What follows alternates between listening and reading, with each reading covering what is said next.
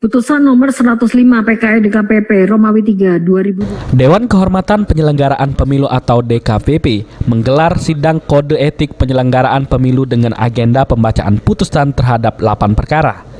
Di antaranya, kasus yang melibatkan 5 komisioner KPU Muratara. Dalam sidang yang berlangsung di kantor DKPP Jakarta Pusat tersebut, diputuskan jika kelima komisioner KPU Muratara terbukti melanggar kode etik dan pedoman perilaku penyelenggaraan pemilu. Keputusan itu ditetapkan setelah DKPP mendengarkan dan memeriksa bukti-bukti dokumen yang disampaikan pengadu dan teradu. 1. Mengabulkan pengaduan pengadu untuk sebagian.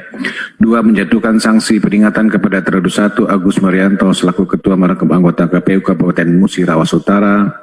Teradu 2 Neti Herawati, teradu 3 Herianto, dan teradu 4 Ardianto, teradu 5 Handoko selaku anggota KPU Kabupaten Musirawas sejak putusan ini dibacakan.